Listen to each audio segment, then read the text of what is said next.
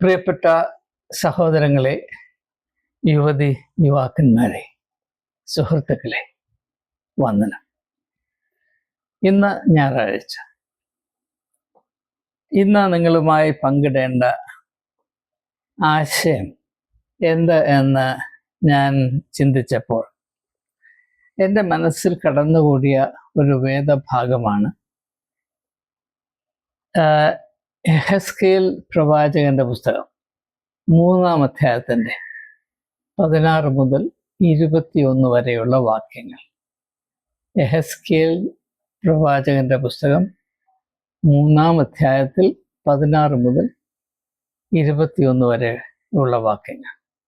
The book of Prophet Ezekiel, chapter 3, verses 16 to 21.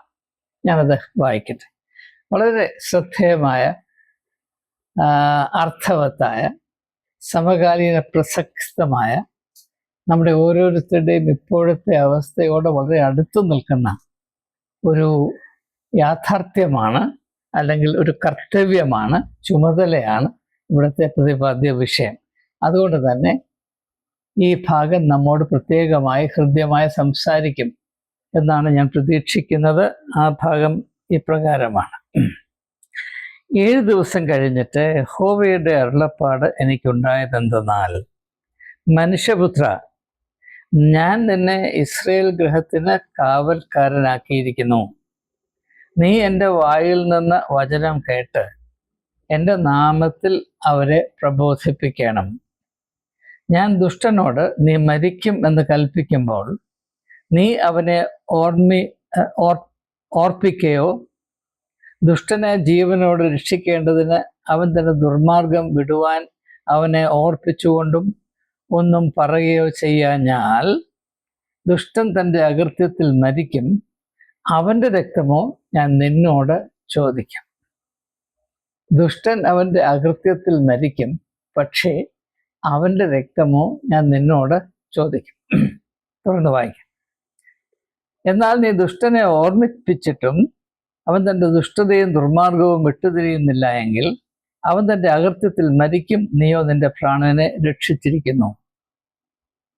അഥവാ നീതിമാൻ തൻ്റെ നീതി വിട്ടുമാറി നീതികേട് പ്രവർത്തിച്ചിട്ട് ഞാൻ അവൻ്റെ മുൻപിൽ ഇടർച്ച വയ്ക്കുന്നുവെങ്കിൽ അവൻ മരിക്കും. നീ അവനെ ഓർമ്മിപ്പിക്കാത്തത് കൊണ്ട് അവൻ തൻ്റെ പാപത്തിൽ മരിക്കും. അവൻ ചെയ്ത നീതി അവനെ കണക്കിടുകയുമില്ല. അവൻ്റെ രക്തമോ ഞാൻ നിന്നോട് ചോദിക്കും. എന്നാൽ നീതിമാൻ പാപം ചെയ്യാതെ ഇരിക്കേണ്ടതിന് നീ നീതിമാനെ ഓർമ്മിപ്പിച്ചിട്ട് അവൻ പാപം ചെയ്യാതെ ഇരുന്നാൽ അവൻ പ്രബോധനം കൈക്കൊണ്ടിരിക്കാൻ അവൻ ജീവിക്കും. നീയും നിന്റെ പ്രാണനെ രക്ഷിച്ചിരിക്കും. പ്രവാചകൻ മറ്റുള്ളവരുടെ ആത്മീയ അവസ്ഥയെപ്പറ്റി ചുമതലബോധമുള്ളവനായി ശുഷ്കാന്തിയോടെ സശ്രദ്ധം ജാഗരൂകനായിരുന്ന എപ്പോഴും പ്രവർത്തിച്ചുകൊണ്ടേയിരിക്കണമെന്നും ദൈവം അവന് നൽകുന്ന ഉൾക്കാഴ്ചകൾ, അറിവുകൾ, ആത്മീകമായ ദിശാബോധം ജനങ്ങളെ അറിയിക്കുവാൻ എക്കാലത്തും അവൻ കടപ്പെട്ടവനായിരിക്കുന്നുവെന്നും, എന്നാൽ ആ പ്രവൃത്തി ചെയ്യുമ്പോൾ എല്ലാവരും അവൻ്റെ വാക്കുകൾ കേൾക്കാൻ ഇടയാകയില്ല എന്നും, ചിലർ കേൾക്കുമെന്നും ചിലർ കേൾക്കാതിരിക്കുമെന്നും, കേൾക്കുന്നവർ രക്ഷപ്പെടുമെന്നും കേൾക്കാത്തവർ അവരുടെ പ്രാണനെ നശിപ്പിച്ച് കളയുമെന്നൊക്കെയാണ് ഈ ഭാഗത്ത് പറയുന്നത്. ഞാൻ ഈ ഭാഗത്തിൻ്റെ, ഈ ടെക്സ്റ്റിൻ്റെ ആക്ഷരികമായ അർത്ഥത്തെ കൂടുതൽ വിശദീകരിക്കാൻ സമയം നീക്കി വെക്കുന്നില്ല. നമുക്കറിയാം, എക്കാലത്തും പ്രവാചക ദൗത്യം മനുഷ്യർ വളരെ ശക്തമായി വെറുക്കുകയും ചെറുക്കുകയും ചെയ്തുകൊണ്ടിരുന്ന ഒരാത്മീകമായ ദൗത്യമാണ്. യേശു തന്നെ വ്യക്തമായി പറയുന്നുണ്ട്, പ്രവാചകന്മാരെ കല്ലെറിഞ്ഞ് കൊല്ലുന്ന ഒരു ചരിത്രമാണ് യഹൂദ ജനത്തിനുള്ളത്. കാരണം അവർ ദൈവത്തിൻ്റെ ജനമായതുകൊണ്ട് ദൈവഹിതം അവരെ കാലാകാലങ്ങളിൽ ഓർമ്മിപ്പിക്കുന്നതിന് വേണ്ടി അയക്കപ്പെട്ടിട്ടുള്ള പ്രവാചകന്മാരെ ഏതെല്ലാം വിധത്തിൽ തേജോവധം ചെയ്യാമോ, പീഡിപ്പിക്കാമോ, കൊല്ലാമോ, അവരുടെ മധ്യത്തിൽ നിന്ന് വലിച്ചെറിഞ്ഞു കളയാമോ, അതൊക്കെയും അവർ ചെയ്തിട്ടുണ്ട്. പ്രവാചക ദൂതിനെ കൈക്കൊള്ളുവാൻ ആത്മീയ ആരോഗ്യം ആവശ്യമാണ്. ആ ആവശ്യമില്ലാത്തൊരു സമൂഹത്തോട്, ആ ആരോഗ്യമില്ലാത്തൊരു സമൂഹത്തോട്, അതായത് ആത്മീയമായ സെൻസിറ്റീവ് ഇല്ലാത്തൊരു സമൂഹത്തോട്, യേശുവിന്റെ ഭാഷയിൽ പറഞ്ഞാൽ മുത്തുകളെ പന്നികളുടെ മുമ്പിൽ എറിയുന്നത് പോലെ നിത്യസത്യങ്ങൾ വിളിച്ചറിയിക്കുവാൻ ബാധ്യസ്ഥരായ വ്യക്തികളുടെ അവസ്ഥ എക്കാലത്തും അപകടം നിറഞ്ഞതായിരിക്കും, ഭാരമേറിയതായിരിക്കും. അവർ ആരുടെ നന്മയ്ക്ക് വേണ്ടി പ്രവർത്തിക്കുന്നു അവർ തന്നെ അവരെ പീഡിപ്പിക്കുകയും കഴിയുമെങ്കിൽ കൊല്ലുകയും ചെയ്യും. എൻ്റെ ഉത്തമ ഉദാഹരണമാണ് നസ്രയനായ യേശു എന്ന് നമുക്കറിയാം. എന്നാൽ ജലത്തിൻ്റെ സ്വഭാവം ഇങ്ങനെ ആയിരിക്കുന്നത് കൊണ്ട് അതൊരു ഒഴികഴിവാക്കി അവതരിപ്പിച്ച് ഈ കടമയിൽ നിന്ന് മാറി നിൽക്കുവാൻ ആർക്കും അവകാശമില്ല എന്നതാണ് ഹെസ്കേൽ പ്രവാചകന് ദൈവത്തിൻ്റെ ആത്മാവ് നൽകുന്ന പ്രധാനപ്പെട്ട താക്കീത് എന്നാണ് ഈ ഭാഗം നമ്മെ ഓർമ്മിപ്പിക്കുന്നത്. ആത്മീയമായി വെളിച്ചം കണ്ട ഓരോ വ്യക്തിയും വളരെ കൃത്യമായ കർത്തവ്യബോധമുള്ളവരായിരിക്കണം. അവരെപ്പോഴും ജാഗരൂകരായിരിക്കണം. അവരെ ഏൽപ്പിച്ചിരിക്കുന്ന ദൗത്യം യാതൊരു വിധത്തിലും മായം ചേർക്കാതെ അതിൻ്റെ സത്യസന്ധതയിൽ അതിൻ്റെ പരിശുദ്ധമായ സത്യത്തിൽ ജനങ്ങളെ അറിയിക്കുവാൻ അവർ ബാധ്യസ്ഥരാണ്. ആ കടമ നിർവഹിക്കാത്തവർ ശപിക്കപ്പെട്ടവരാണ് എന്നാണ് ഈ ഭാഗം കൊണ്ട് നാം മനസ്സിലാക്കേണ്ടത്.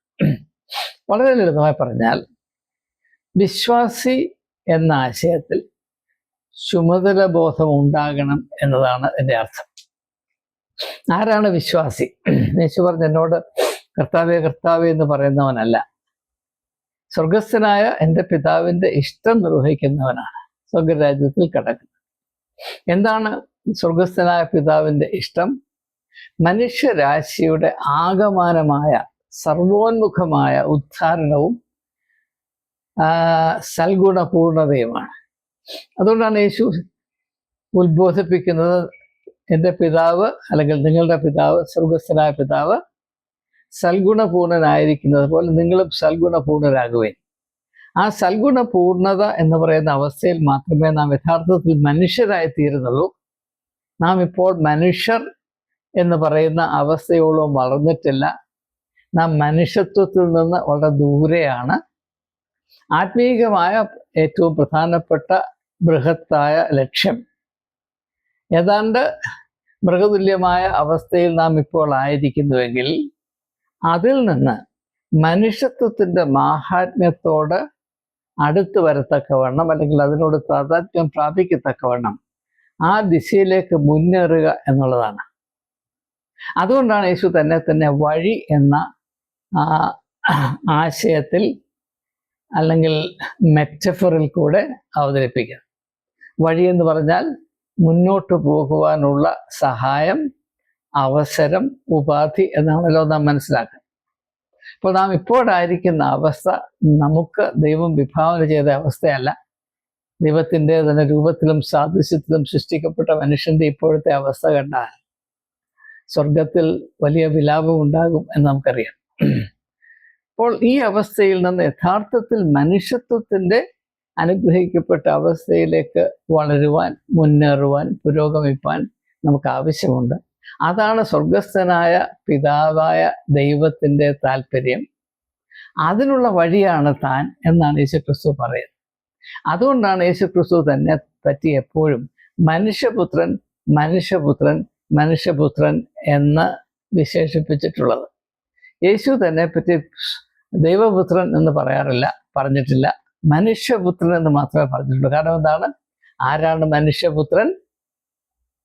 ദൈവത്തിൻ്റെ പ്രതിനിധി എന്നോണം ഈ ലോകത്തിൽ കടന്നു വന്ന മനുഷ്യൻ ആയി വളരേണ്ട, എന്നാൽ ആ തരത്തിൽ വളരാൻ കഴിയാതെ മുരടിച്ചു നിൽക്കുന്ന ഒരു ജാതിയെ, തൽക്കാലം നാം അവരെ മനുഷ്യജാതി എന്ന് പറയുന്നു, അവരെ മനുഷ്യത്വത്തിൻ്റെ യഥാർത്ഥ അവസ്ഥയിലേക്കും അർത്ഥത്തിലേക്കും അനുഗ്രഹത്തിലേക്കും മാന്യതയിലേക്കും വഴി നടത്താൻ വന്നവനാണ് വഴി. അതാണ് വഴി. താൻ തന്നെ വഴി എന്ന് പറയുമ്പോൾ ഇതാണ് വഴി. ക്രിസ്ത്യാനികൾക്ക് ഇത് മനസ്സിലാകുന്നില്ല. അതുകൊണ്ട് തന്നെ യേശുവിനെ ഒരു കൾട്ടായിട്ട് അവർ അവതരിപ്പിക്കുകയും യേശുവിനോട് കാണിക്കാവുന്ന എല്ലാ ദ്രോഹവും വളരെ ഭയഭക്തിയോടുകൂടെ നിർവഹിച്ചുകൊണ്ടേയിരിക്കുന്ന ഒരു കാലഘട്ടത്തിലാണ് വചനത്തിൻ്റെ അടിസ്ഥാന പൊരുൾ, യഥാർത്ഥ അർത്ഥം വെളിപ്പെടുത്തുവാനുള്ള ഈ എടുക്കാനാവാത്ത ഭാരം ഈ ഹതഭാഗ്യനായ മനുഷ്യൻ്റെ ചുമലിൽ വന്ന് വീണിട്ടുള്ളത് എന്ന് ഞാൻ ഈ തരുണത്തിലൊന്ന് സൂചിപ്പിക്കട്ടെ. അപ്പോൾ നാം ഓരോരുത്തരും ചുമതല ബോധമുള്ളവരായിരിക്കണം. യേശു നമ്മെ വിളിക്കുന്നത് ഒരു പ്രിവിലേജ് ക്ലബ് ഉണ്ടാക്കാനോ നമ്മുടെ അതിരില്ലാത്ത ആ ആഗ്രഹങ്ങൾ സാക്ഷാത്കരിക്കുന്നതിനോ അല്ല, പിന്നെയോ ദൈവഹിതം ഈ ഭൂമിയിൽ സാക്ഷാത്കരിക്കുന്നതിന് വേണ്ടി തന്നോടുള്ള പങ്കാളിത്തത്തിൽ അച്ചടക്കത്തോടും ലക്ഷ്യബോധത്തോടും പ്രവർത്തിക്കുന്നതിന് നമ്മെ സജ്ജമാക്കുന്നതിനും നിയോഗിക്കുന്നതിനുമാണ്. അതുകൊണ്ട് തന്നെ ഒരു ക്രിസ്ത്യാനി എന്ന് പറഞ്ഞാൽ അതിൻ്റെ അർത്ഥം ദൈവികമായ ചുമതല ബോധമുള്ളവൻ, ഉള്ളവൾ എന്ന് തന്നെയാണ്. എന്നാൽ ആ തരത്തിലല്ല നാം നമ്മെ മനസ്സിലാക്കിയിരിക്കും. നമുക്ക് ഈ ലോകത്തിൽ ആരോടും കടപ്പാടില്ല, ഒരു ചുമതലയോ ആവശ്യമില്ല. നമ്മുടെ ആഗ്രഹങ്ങൾ മുഴുവനും കർത്താവിൻ്റെ മുമ്പിൽ വിളമ്പിയാൽ മതി. അർഹിക്കാത്ത എല്ലാ അനുഗ്രഹവും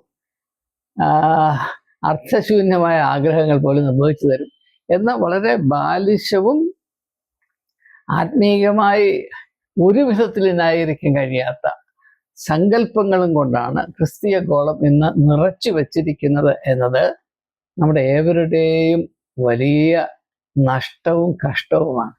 ഇത് ദയവായി തിരിച്ചറിയുക. യേശു തൻ്റെ ശിഷ്യന്മാരെ എന്തിനാണ് വിളിച്ചത് എന്ന് മർക്കോസിന്റെ സുവിശേഷം 3-ാം അധ്യായത്തിന്റെ 14-ാം വാക്യത്തിൽ പറഞ്ഞിട്ടുണ്ട്.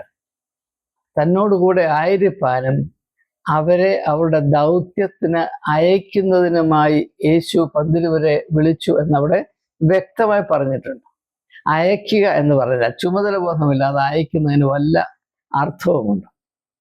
അതുകൊണ്ടാണ് ഞാൻ ആവർത്തിച്ച് അടിവരയിട്ട് പറയുന്നത്, നാം വിശ്വാസികളാണ് എന്ന് ആരെങ്കിലും അവകാശപ്പെടുന്നുണ്ടെങ്കിൽ അവരാദ്യമായി മനസ്സിലാക്കേണ്ടത് ഒരു വിശ്വാസി എന്നാൽ മനുഷ്യജാതിയോടാകമാനം ചുമതല ബോധം അല്ലെങ്കിൽ കർത്തവ്യബോധം വച്ചു പുലർത്തുകയും അതിനനുസരിച്ച് ദൈവം നൽകുന്ന കൃപകൾക്കും അവസരങ്ങൾക്കും ആനുപാതികമായി നിരന്തരം വിശ്വസ്തയോടെ അധ്വാനിക്കുകയും ചെയ്യുന്ന വ്യക്തിയെ മാത്രമേ വിശ്വാസി എന്ന വാക്കുകൊണ്ട് പരാമർശിക്കാവൂ എന്ന ഒരപേക്ഷ ഈ ഉള്ളവനുണ്ട്. അതുകൊണ്ട് വെളിച്ചം പ്രാപിച്ചവൻ വെളിച്ചം പകരുവാൻ ബാധ്യസ്ഥനാണ് എന്ന അടിസ്ഥാന ആത്മീയ പ്രമാണം ഒന്ന് തിരിച്ചറിയുവാൻ ഈ ദിവസത്തെ ധ്യാനം നമുക്ക് സഹായിക്കട്ടെ. അത് ഏറ്റവും പ്രധാനപ്പെട്ട ആശയമായതുകൊണ്ട് ഞാൻ ആവർത്തിക്കാൻ പോകുകയാണ്. വെളിച്ചം പ്രാപിച്ചവൻ ലോകത്തിൻ്റെ വെളിച്ചമായി പ്രവർത്തിക്കത്തക്കവണ്ണം കർത്തവ്യബോധത്തോടെ ജാഗരൂകമായിരിക്കുവാൻ, ആ കർത്തവ്യങ്ങളെ നിർവഹിപ്പാൻ കടംപെട്ടവനാണ് എന്ന ഒരു തിരിച്ചറിവ് നമ്മുടെ മധ്യത്തിൽ ഉണ്ടായിരുന്നുവെങ്കിൽ കൊള്ളായിരുന്നു. നമ്മുടെ ഇപ്പോഴത്തെ അവസ്ഥയോ ഇംഗ്ലീഷിൽ സെൽഫ് ഹെൽപ്പ് കഫറ്റേറിയ എന്ന ഒരു ആശയമുണ്ട്. അതായത് ഓരോരുത്തരും കാപ്പിക്കടയിൽ പോയി അവർക്ക് ആവശ്യമുള്ള പലഹാരങ്ങൾ വാങ്ങിച്ചു, ചായ വാങ്ങിച്ചു, കുടിച്ചു, വയറ് നിറച്ചു, വീട്ടിൽ പോയി. അടുത്തുള്ളവൻ ആരാണെന്നോ അവൻ്റെ അവസ്ഥ എന്താണെന്നോ അവൻ്റെ വയറ് പൊരിയുന്നുവെന്നോ അവൻ്റെ ചങ്ക് വേദനിക്കുന്നുവെന്നോ ഒന്നും ആർക്കും അറിയേണ്ട ആവശ്യമില്ല. അതിനാണ് സെൽഫ് ഹെൽപ്പ് കഫറ്റേറിയ. നമ്മുടെ വിശ്വാസ ജീവിതം ഒരു സെൽഫ് ഹെൽപ്പ് കഫറ്റേറിയ ആണ് എന്ന് മാത്രവുമല്ല, ദൈവികമായ സത്യങ്ങൾ അറിഞ്ഞാലും അതാരെങ്കിലും അറിയിച്ചാൽ തട്ടുകേടാകും എന്ന ഭയം കൊണ്ടാണ് ബഹുഭൂരിപക്ഷം ക്രിസ്ത്യാനികളും വാമൂടി ഇങ്ങനെ നിൽക്കുന്നത് എന്നതും നാം തിരിച്ചറിയണം. ഇത് വളരെ അപകടമേറിയ അവസ്ഥയാണ്.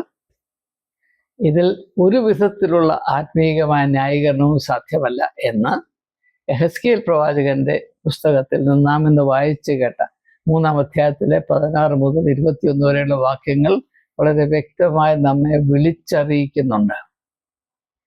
ഇത് കൂടുതലായി ഞാൻ വിശദീകരിച്ച് സമയം ചിലവാക്കുന്നില്ല. ഇത് വെളിപ്പെട്ട് വരത്തക്കവണ്ണം എന്നെ വളരെയധികം സ്വാധീനിച്ചൊരു പുസ്തകത്തിൽ നിന്ന് ഒരു പാരഗ്രാഫ് ഞാൻ വായിച്ച്, അത് ഇംഗ്ലീഷിലാണ്, തർജ്ജമ ചെയ്ത് ആശയത്തെ ഒന്ന് പരിചയപ്പെടുത്തി ഞാൻ ഈ ചിന്ത അവസാനിപ്പിക്കാൻ പോകുകയാണ്. ഈ പുസ്തകത്തിൻ്റെ പേര് ഹ്യൂമൻ ഡെസ്റ്റിനി എന്നാണ്. Human destiny. അത് എഴുതിയിരിക്കുന്ന ഒരു ഫ്രഞ്ച് എഴുത്തുകാരനാണ്. അദ്ദേഹത്തിൻ്റെ പേര് ലെക്കോന്ത് ദു നോയി എന്നാണ്. ലെക്കോന്ത് ഞാനിവിടെ എഴുതി വച്ചിട്ടുണ്ട്. 1947 പ്രസിദ്ധീകരിച്ച പുസ്തകമാണ് Lecomte du Nouy, human destiny, 1947 year of publication. അതിൻ്റെ പേജ് നമ്പർ 187 നിന്ന് ഞാൻ വായിക്കാൻ പോകുകയാണ്. അത് ഇതുമായി വളരെ അടുത്ത് നിൽക്കുന്നു എന്നതുകൊണ്ട് ഞാൻ ആ ഭാഗം വായിക്കട്ടെ. അപ്പോൾ ഇവിടെ അദ്ദേഹം പറയുന്നത്, വിദ്യാഭ്യാസമുള്ള, ചിന്തിക്കാൻ അല്പം കഴിവുള്ള, ആത്മീയമായ അല്പം ബോധം പ്രാപിച്ച ഒരു വ്യക്തി എന്താണ് ചെയ്യേണ്ടത്? അവനിൽ നിന്ന് ദൈവം എന്താണ് പ്രതീക്ഷിക്കുന്നത്? What is required of him എന്ന ചോദ്യം ഉന്നയിച്ച ശേഷം അദ്ദേഹം ഇപ്രകാരം പറയുന്നു, വെരി ലിറ്റിൽ ഇൻ ഫാക്ട്. ഞാനത് കണ്ടിന്യൂസ് ആയിട്ട് വായിച്ചിട്ട് വീണ്ടും തിരിച്ചു വന്ന് ഇതിൻ്റെ ആശയങ്ങൾ നമുക്ക് പരിശോധിക്കാം. Very little in fact. If he has the ability that he should say and write what he thinks and what he believes, that he should rise against untruth when he meets it, that he should defend the individual liberty necessary for the progress of conscience, that he expose those whose conduct seems hypocritical and evil. If he cannot write, let him reflect at length and seek the way in which he can inspire others with the moral qualities which animate him. Let him spread around him the idea of human dignity and of the duties it imposes. If he believes in God, let him proclaim it and give his reasons. നമുക്ക് ഈ ഭാഗം ഒന്ന് പരിശോധിക്കാം. അതായത് ഒരു ക്രിസ്ത്യാനിയുടെ കടമ എന്താണ്? ഇത് മെത്രാന്റെയോ പുരോഹിതന്മാരുടെയോ അല്ലെങ്കിൽ വേദശാസ്ത്ര പണ്ഡിതന്മാരുടെയോ കാര്യമല്ല പറയുന്നത്. സാധാരണ ക്രിസ്ത്യാനിയിൽ നിന്ന് എന്താണ് നാം പ്രതീക്ഷിക്കേണ്ടത്, അല്ലെങ്കിൽ ദൈവം എന്താണ് അവനിൽ നിന്ന് പ്രതീക്ഷിക്കുന്നത്? And what is required of him, അവനിൽ നിന്ന് എന്താണ് നമുക്ക് പ്രതീക്ഷിക്കാവുന്നത്? വളരെ ചെറിയ കാര്യം മതി. എന്തൊക്കെയാണ് ചെറിയ കാര്യങ്ങൾ അദ്ദേഹം പറയുന്നുണ്ട്? If he has the ability, ഈ പറയുന്ന കഴിവുണ്ടെങ്കിൽ, എന്തെങ്കിലും കഴിവുണ്ടെങ്കിൽ, that he should say and write. It is required of him that if he has the ability, കഴിവുണ്ടെങ്കിൽ എന്ത് ചെയ്യണം? അവൻ അറിയുന്ന കാര്യങ്ങൾ പ്രസ്താവിക്കുകയും എഴുതി വയ്ക്കുകയും ചെയ്യണം. He should say and write what he thinks. അവൻ യഥാർത്ഥത്തിൽ അവൻ്റെ ചുറ്റും കാണുന്ന അവസ്ഥകളെപ്പറ്റി, യാഥാർത്ഥ്യങ്ങളെപ്പറ്റി, എന്താണ് സത്യത്തിൽ ആത്മാവിൽ ചിന്തിക്കുന്നത് എന്നത് മറച്ചു വെക്കാതെ വിളിച്ചു പറയുകയും രേഖപ്പെടുത്തി എഴുതി വയ്ക്കുകയും ചെയ്യണം. ഒന്ന്. രണ്ടാമത്തെ കാര്യം, he should rise against untruth. അസത്യം എവിടെ ഒക്കെ തലപൊക്കുന്നുവോ, എവിടെ ഒക്കെ നൃത്തം ചെയ്യുന്നുവോ, എവിടെയൊക്കെ ആധിപത്യം സ്ഥാപിക്കുന്നുവോ അതിനെ ചെറുക്കുവാനുള്ള കടമ അവനുണ്ട്. അതെവിടെയായിരുന്നാലും, wherever he meets it, ഉന്നതങ്ങളിലായിരിക്കാം, അല്ലെങ്കിൽ സാധാരണങ്ങളിലായിരിക്കാം, അവൻ്റെ തന്നെ ഉള്ളിലായിരിക്കാം, എവിടെയായിരുന്നാലും അസത്യത്തെ ചെറുക്കുവാനുള്ള പരിപാവനമായ ഒഴിച്ചുകൂടാൻ വയ്യാത്ത കടമയുണ്ട്. മൂന്നാമത്തെ അദ്ദേഹം പറയുന്നത്, he should defend the individual liberty necessary for the progress of conscience. ഓരോ വ്യക്തിയുടെയും സ്വാതന്ത്ര്യത്തിൻ്റെ കാവൽ ഭടനായി നിൽക്കുവാനും പ്രവർത്തിക്കുവാനുള്ള കടമയുണ്ട്. ഈ സ്വാതന്ത്ര്യം ദൈവം നൽകിയതാണ്. എന്തിനാണ് നമുക്ക് ദൈവം സ്വാതന്ത്ര്യം നൽകിയത്? നമ്മുടെ മനസാക്ഷി അനുസരിച്ച് സത്യത്തിന് സാക്ഷികളായിരിക്കാനും ദൈവത്തിൻ്റെ നീതി ഈ ലോകത്ത് നടപ്പാക്കുവാൻ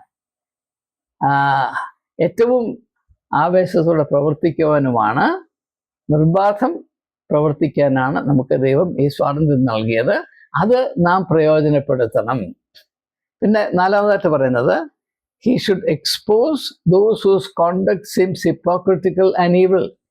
കപടഭക്തി കൊണ്ടും അനീതി മാത്രം പ്രവർത്തിച്ച് നടക്കുന്നത് ലാഭമാണെന്ന് വിചാരിക്കുന്നവരെ കഴിയുന്നത്രയും ശക്തമായി എതിർക്കുക അങ്ങനെയുള്ളവരുടെ കടമയാണ്, ഒരു വിശ്വാസിയുടെ കടമയാണ്. ഇഫ് ഹി കനോട്ട് റൈറ്റ്, അപ്പൊ ഇതുവരെ എഴുതാനും ചിന്തിക്കാനും വായിക്കാനും അറിയാത്ത കാര്യം, ഇനിയും അവൻ എഴുതാൻ വയ്യായെങ്കിലോ if he cannot write let him reflect at length and കുറഞ്ഞ പക്ഷേ ഇരുന്ന് ചിന്തിക്ക്. ദൈവം നിനക്കൊരു മനസ്സ് തന്നു, എഴുതാനുള്ള കഴിവില്ല പോട്ടെ സാരമില്ല, പക്ഷെ ചിന്തിക്കാൻ തലച്ചോറ് എപ്പോഴും ഉണ്ടല്ലോ, തലച്ചോറ് കുട്ടിച്ചോറായി പോയില്ലല്ലോ. അപ്പോൾ let him reflect at length and seek the way in which he can inspire others. തൻ്റെ വാക്കുകളിൽ കൂടെയും പ്രവൃത്തികളിൽ കൂടെയും മറ്റുള്ളവരെ എങ്ങനെ പ്രേരിപ്പിക്കാം, അവർക്ക് പ്രേരണ പ്രചോദനം എങ്ങനെ നൽകാൻ കഴിയും, ഏത് കാര്യത്തിൽ ധാർമ്മികമായി ചിന്തിക്കുവാനും പ്രവർത്തിക്കുവാനും അവരെ പ്രേരിപ്പിക്കുകയും സജ്ജീകരിക്കുകയും ചെയ്യത്തക്കവണ്ണം എനിക്ക് എന്താണ് ചെയ്യാൻ കഴിയാവുന്നത് എന്ന് നിരന്തരമായി അവൻ പരിഗണിക്കട്ടെ. അഞ്ചാമതായിട്ട് അദ്ദേഹം പറയുന്നത് let him spread around him the idea of human dignity. അവൻ എപ്പോഴും മനുഷ്യ മാഹാത്മ്യത്തെ, മനുഷ്യ അന്തസ്സിനെ പറ്റി മറ്റുള്ളവരെ ബോധവൽക്കരിക്കുവാൻ കൂട്ടാക്കേണ്ടതാണ്, നിരന്തരം അതിനുവേണ്ടി ശ്രമിക്കേണ്ടതാണ്. പക്ഷെ അത് അങ്ങനെ ചെയ്യണമെങ്കിൽ സ്വന്തം മനുഷ്യ അന്തസ്സിനെ വിലമതിക്കണം. ഇന്ന് ക്രിസ്ത്യാനികളുടെ ഇടയിൽ തീരെ ഇല്ലാത്തത് അതാണ്.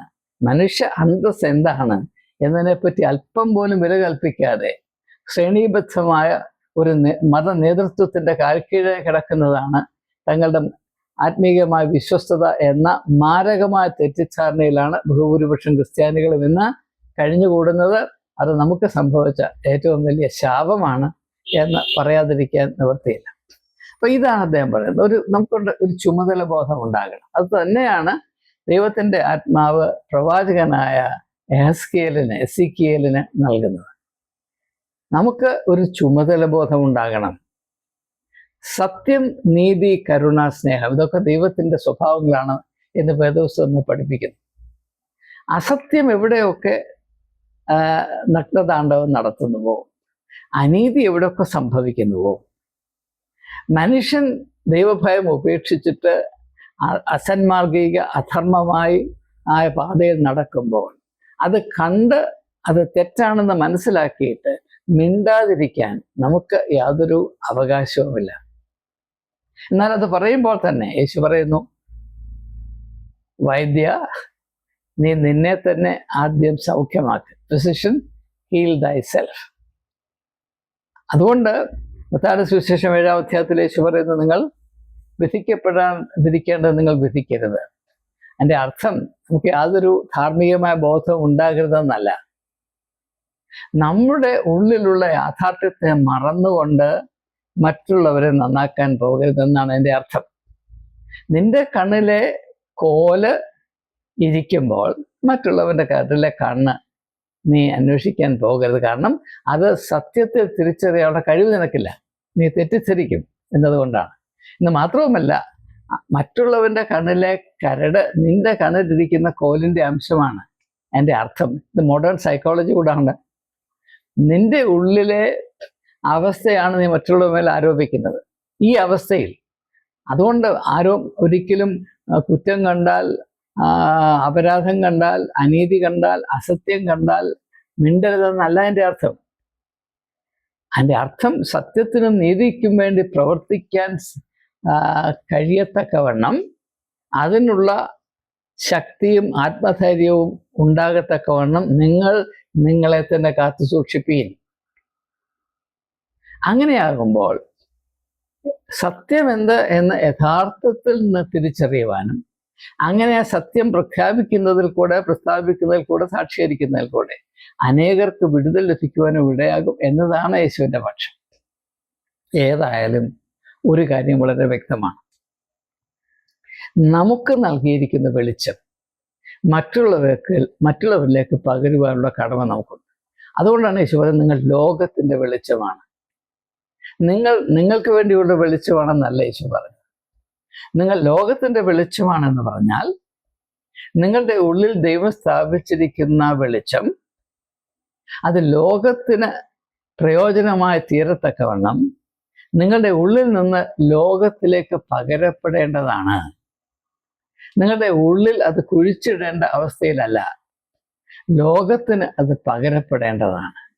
ആ ഒരു കർത്തവ്യം നിർവഹിക്കാതെ നമുക്ക് ആർക്കും തന്നെ വിശ്വാസികളാണ് എന്ന് അവകാശപ്പെടുവാൻ സാധ്യമല്ല എന്നതാണ് എസെക്കിയേൽ പ്രവാചകന് നൽകിയിരിക്കുന്ന ഈ നിർദ്ദേശവും യേശു തൻ്റെ പരസ്യ ശുശ്രൂഷയുടെ മധ്യേ പ്രസ്താവിച്ചിട്ടുള്ള അനേക കാര്യങ്ങളുടെയും വെളിച്ചത്തിൽ നാം കൂട്ടിച്ചേർത്ത് വായിക്കുമ്പോൾ നമുക്ക് വ്യക്തമായി ലഭിക്കുന്ന ധാരണ എന്നൊരിക്കൽ കൂടെ ആവർത്തിച്ചുകൊണ്ട് ഓർമ്മിപ്പിച്ചുകൊണ്ട് വാക്കുകൾ ഉപസംഹരിക്കുന്നു.